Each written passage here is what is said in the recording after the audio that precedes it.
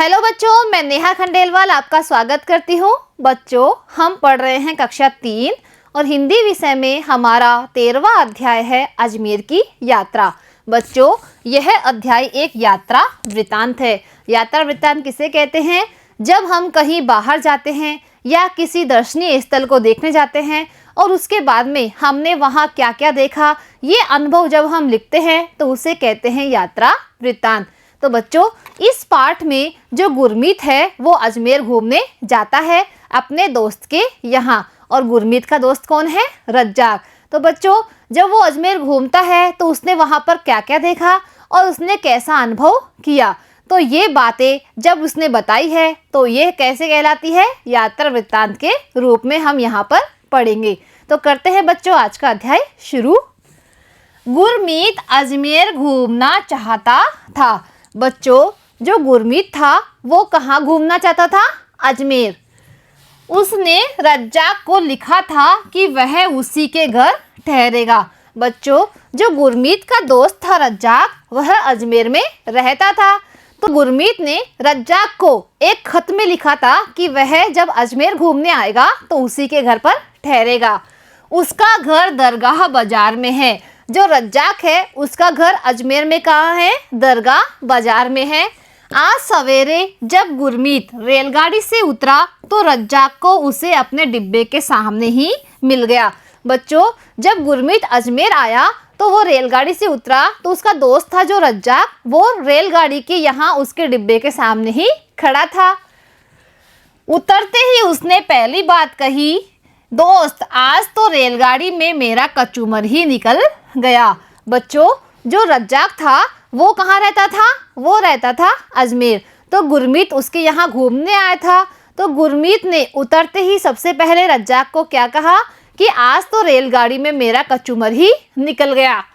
कितनी भीड़ रहती है इस रेलगाड़ी में। बच्चों, जो अजमेर में जिस रेलगाड़ी से वह आया था उस रेलगाड़ी में क्या थी? बहुत भीड़ थी। इसलिए उसने कहा कि आज तो रेलगाड़ी में मेरा कचूमर ही निकल गया। रमजान के महीने में अगर तुम यहाँ आना चाहो तो सोच समझकर ही आना। बच्चों, रमजान क्या होता है? रमजान होता है कैलेंडर के एक माह का नाम। बच्चों, रमजान का जो महीना होता है उसमें अगर अजमेर में तुम आओ, ये बात किसने कही? ये बात कही रज्जाक ने गुरमीत से कि रमजान के महीने में अगर तुम यहाँ आओ तो यहाँ पर सोच समझकर ही आना। यूं ही एकदम सीकिया पहलवान हो। सीकिया का क्या मतलब होता है बच्चों? दुबला पतला। जो गुरमीत था वह बहुत दुबला पतला था। तो रज्जाक ने क्या कहा कि यूं ही तुम ऐसे ही सीकिया पहलवान हो। रज्जाक ने हंसते हुए जवाब दिया। बच्चों, रज्जाक ने उसे यह बात कही कि अगर रमजान के महीने में तुम यहाँ घूमने आओ तो बहुत सोच समझ कर आना। देखिए बच्चों, रमजान के महीने में वहाँ पर कितनी भीड़ होती है। यहाँ आपको यह दिखाई दे रहा है। क्या उस समय और भी अधिक भीड़ हो जाती है? बच्चों, यह बात किसने कही? यह बात पूछी गुरमीत ने कि क्या रमजान के महीने में वहाँ और भी अधिक भीड़ हो जाती है? तो रज्जाक बोलता है, अरे पूछो ही मत, उस समय अजमेर की आबादी में कम से कम 1 लाख लोग और जुड़ जाते हैं। यानी अजमेर में जितने लोग रहते हैं उसमें 1 लाख लोग और जुड़ जाते हैं जो कि बाहर से यहाँ पर आते हैं। देखिए बच्चों, यहाँ पर आपको कितनी भीड़ दिखाई दे रही है। और ये सब अजमेर क्यों करने आते हैं? रमजान के दिन में घूमने आते हैं। यात्रियों के लिए बहुत ही व्यवस्थाएं की जाती है। रमजान के दिनों में जो बाहर से यात्री आते हैं उनके लिए बहुत सी व्यवस्थाएं की जाती हैं। सड़कों पर, बाजारों में जहां देखो वहां भीड़ ही भीड़ नजर आती है, क्योंकि कम से कम 1 लाख दूसरी जगह के लोग वहां पर आते हैं। तो सड़कों पर, बाजारों में सब जगह क्या दिखाई देती है? भीड़ ही भीड़ वहां पर दिखाई देती है। तुम्हारे घर के पास तो मेला लगा रहता होगा। गुरमीत ने क्या बोला कि रज्जाक, तुम्हारे घर के पास तो मेला ही लगा होता होगा, क्योंकि रज्जाक का घर कहाँ था? दरगाह बाजार में, जाकि बहुत ही ज़्यादा भीड़ होती है। तो उसने बोला कि तुम्हारे घर के पास तो मेला ही लगा रहता होगा। तो रज्जाक ने क्या बोला? कुछ पूछो ही मत, उन दिनों तो बाजार जाकर सब्जी लाने में भी पहलवानी दिखानी पड़ती है। उसने क्या बोला कि उन दिनों तो इतनी भीड़ होती है कि अगर बाजार में हम सब्जी लेने भी जाए तो पहलवानी दिखानी पड़ती है, यानी उस भीड़ में से निकलकर ही हमें सब्जी लानी पड़ती है। दोनों मित्र जोर से हंस पड़े। दोनों मित्र ये बातें करके क्या किया, जोर से हंस पड़े। कुछ देर बाद गुरमीत को रज्जाक अजमेर की सैर कराने ले गया। कुछ देर बाद में जो गुरमीत था, जो अजमेर घूमने आया था, उसको रज्जाक कहाँ ले गया, अजमेर की सैर कराने ले गया। अब देखते हैं बच्चों कि वो दोनों अजमेर में कहाँ कहाँ घूमते हैं, यानी वो कौन कौन सी जगह पर घूमने जाते हैं। यह देखो, यह सदर दरवाजा कहलाता है। सदर का क्या अर्थ है बच्चों, मुख्य। तो रज्जाक ने उसे यह दिखाया और क्या बोला कि देखो यह क्या कहलाता है, सदर दरवाजा। और वह सामने बुलंद दरवाजा, सदर दरवाजे के सामने क्या है, बुलंद दरवाजा। उसके भीतर ही दरगाह है। जो अजमेर में दरगाह है वो कहाँ है, सदर दरवाजे के भीतर। हम लोग वहीं चल रहे हैं, रज्जाक ने बताया। रज्जाक ने क्या बताया कि हम लोग कहाँ जा रहे हैं, दरगाह में जा रहे हैं। और ये बड़े बड़े कड़ा बुलंद दरवाजे के दाएं बाएं दिखाते हुए गुरमीत ने पूछा। बच्चों, जो बुलंद दरवाजा है उसके दाएं तरफ और बाएं तरफ बड़े बड़े कड़ाहे रखे हुए हैं। तो बच्चों गुरमीत ने पूछा कि बड़े बड़े कड़ाहे क्या है। तो देखिए बच्चों, हम देखते हैं कि वो कड़ा क्या है। इन्हें देग कहते हैं। देग का क्या अर्थ है बच्चों, बड़ा बर्तन। देखिए बच्चों, जो दरवाजा है उसके दोनों तरफ इस तरह के बड़े बड़े कड़ाह रखे हुए हैं और इसे क्या कहते हैं, इसे कहते हैं देग। इस बड़े देग में 100 मन से ज़्यादा चावल का जर्दा पक सकता है। जर्दा क्या होता है बच्चों, जर्दा होता है एक व्यंजन जो चावल के द्वारा बनाया जाता है। और बच्चों मण क्या होता है, मण होता है 40 किलो। बच्चों जो बड़ा वाला कड़ाहा वहाँ रखा हुआ था उसमें 100 मण से ज़्यादा चावल का जर्दा पकता है। और 100 मण में कितने हो गए बच्चों, एक मण में होते हैं 40 किलो, तो 100 मण में कितने हो गए, 4000 किलो चावल का जर्दा, यानी चावल का एक व्यंजन वहाँ बनता है। और छोटे में 60 मण का। बच्चों जो छोटा कड़ाहा था उसमें कितना मण बनता है, 60 मण।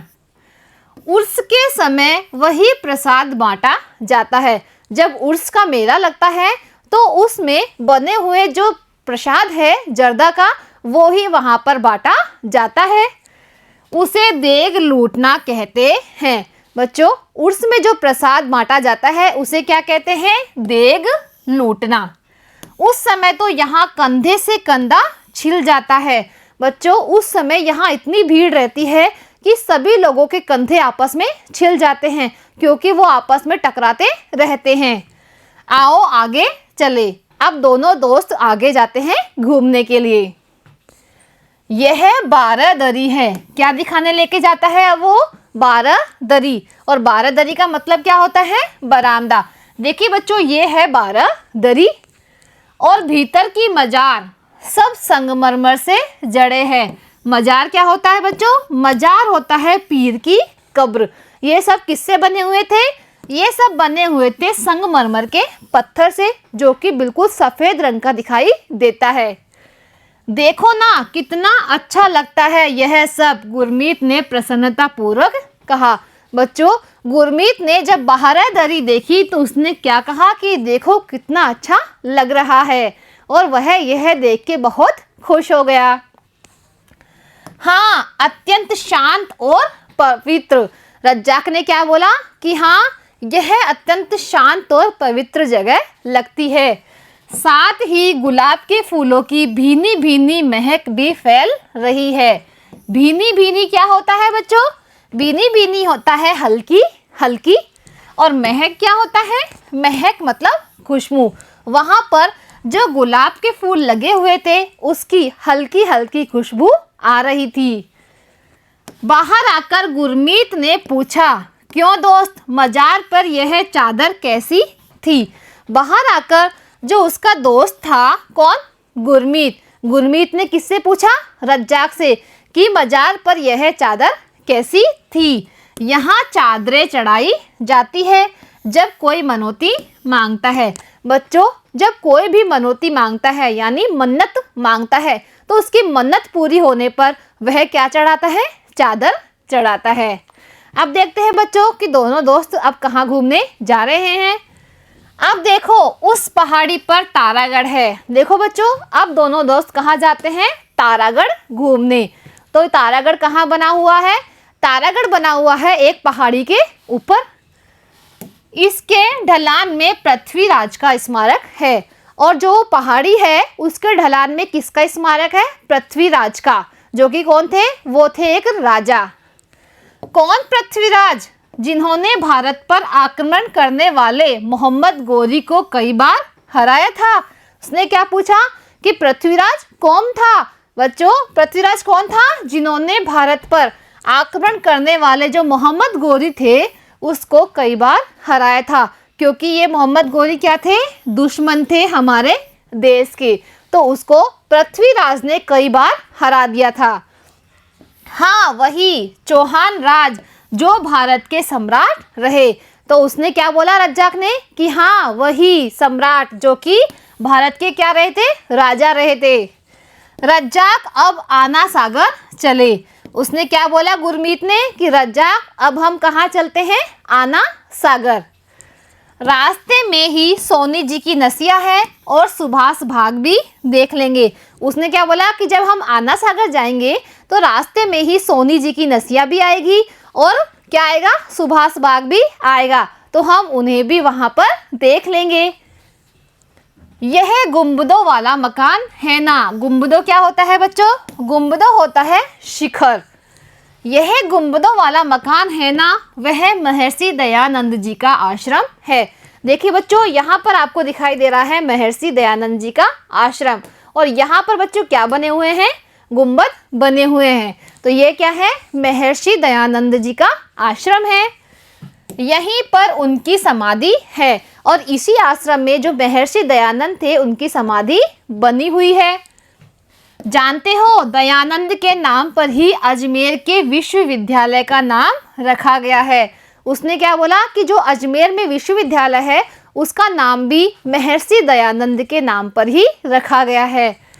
समाधि के चारों ओर देखो कितना सुंदर दृश्य है। उसने क्या बोला कि जो महर्षि दयानंद की समाधि है उसके चारों तरफ देखिए, वहां पर बहुत ही सुंदर दृश्य दिखाई दे रहा है, बहुत ही सुहावना। इस समय आना सागर में पानी भी काफी है। बच्चों, अब वो कहाँ गए? आना सागर गए, और आना सागर में क्या था? बहुत सारा पानी था।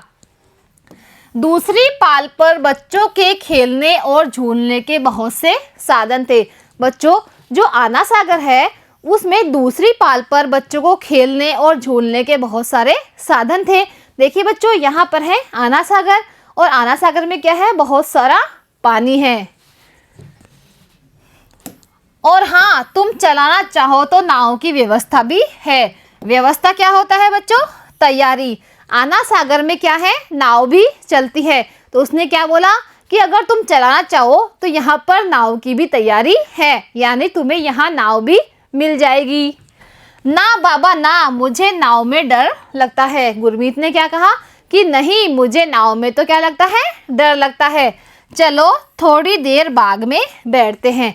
उसने क्या कहा कि हम नाव में तो नहीं बैठेंगे, लेकिन थोड़ी देर हम यहाँ पर बाग में बैठते हैं। बाग में मतलब बच्चों गार्डन में बैठते हैं।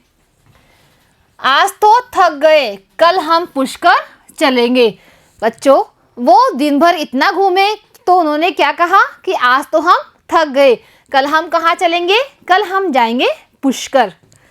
गुरमीत ने प्रस्ताव रखा और फिर घर लौट पड़े। गुरमीत ने बोला कि आज तो हम थक गए हैं, कल हम वापस घूमने जाएंगे, और दोनों कहाँ आ गए? घर आ गए। लेकिन रास्ते में दाहिर सेन स्मारक देखना नहीं भूले। बच्चों, जब वो घर आ रहे थे तो रास्ते में किसका स्मारक था? दाहिर सेन का, तो वो उसे देखना नहीं भूले। सुबह पहली ही बस से पुष्कर निकले। सुबह वो पहली ही बस से कहाँ घूमने गए? पुष्कर घूमने गए। अरावली की घाटियों में बस भागी जा रही थी। बच्चों, घाटियाँ क्या होता है? पहाड़ों के बीच का रास्ता। जो अरावली पर्वतमाला है उसके बीच में रास्ता बना हुआ है और वहां से बस जा रही थी। तो बस बहुत तेजी से जा रही थी घाटियों के बीच से। आधे घंटे में बस रुकी तो मंदिर दिखाई देने लगा। बच्चों, जब आधे घंटे बस चली और वो रुकी तो वहां पर क्या दिखाई देने लगा? एक मंदिर दिखाई देने लगा। लो आ गया पुष्कर। और अब क्या आ गया है? पुष्कर आ गया है। इधर देखो, यह है पुष्कर सरोवर। उसने क्या बोला कि इधर देखो, ये है पुष्कर सरोवर। देखिए बच्चों, यहाँ पर आपको दिखाई दे रहा है पुष्कर सरोवर। इसके चारों ओर घाट ही घाट दिखाई दे रहे हैं। बच्चों, जो पुष्कर सरोवर है उसके चारों तरफ घाट ही घाट बने हुए हैं। यहीं नहा लेते हैं। बच्चों, उन घाट पर बैठ के ही नहाया जाता है। जानते हो ना, यह तीर्थराज कहलाता है। तीर्थराज क्या होता है बच्चों? सभी तीर्थों का राजा।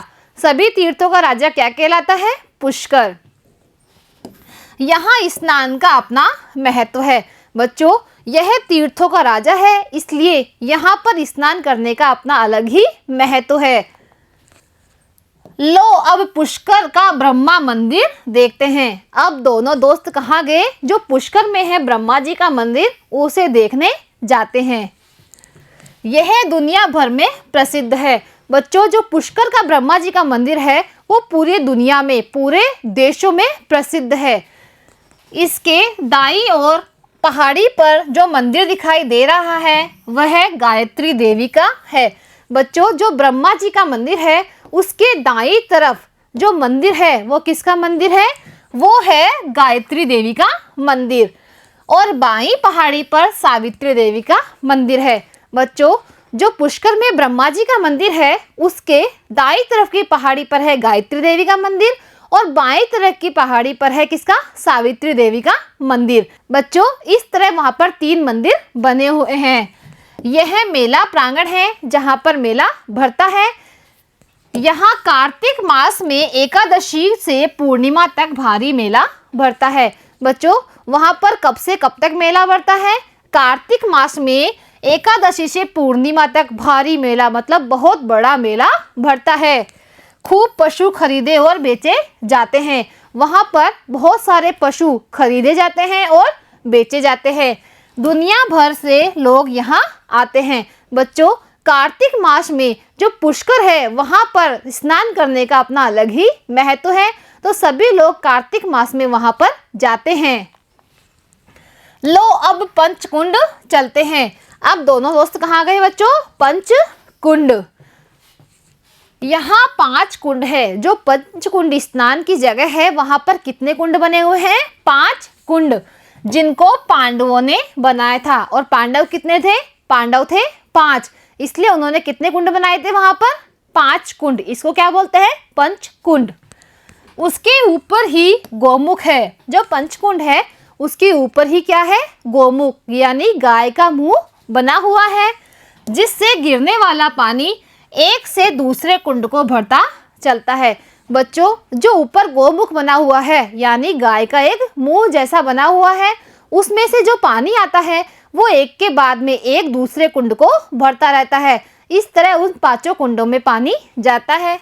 वाह, पानी फालतू नहीं जाता है, कुंडों को ही भरा हुआ रखता है। बच्चों, जो गोमुख में से पानी आता है वो एक के बाद दूसरे कुंड को भरता रहता है। तो उसने क्या बोला कि वाह, पानी फालतू ही नहीं जाता है, एक के बाद दूसरे कुंड को वह भरता रहता है। खाना वहीं खाएंगे मगर कोई बंदर झपट कर न ले जाए। बच्चों, जो पंचकुंड नामक जगह है वहां पर क्या है? बहुत सारे बंदर है। तो उन दोनों दोस्तों ने क्या कहा कि हम खाना यहीं खाएंगे, लेकिन कहीं बंदर हमारा खाना झपट कर ना ले जाए। ध्यान रखना, यहाँ खूब सारे बंदर रहते हैं। तो बच्चों देखिए, गुरमीत और रज्जाक ने अजमेर में सभी जगह कैसे घूम के आते हैं और उसके बाद में गुरमीत ने अजमेर के घूमने के जो अपने अनुभव है उसे यहाँ पर लिखा है। बच्चों, आप भी कभी अजमेर घूम के आइए और इन सभी दर्शनीय स्थल को वहाँ पर देखिए। बच्चों, आज हमारा यह अध्याय होता है पूरा। अब अगली कक्षा में मिलते हैं इस अध्याय के अभ्यास कार्य के साथ आज के लिए इतना ही। धन्यवाद।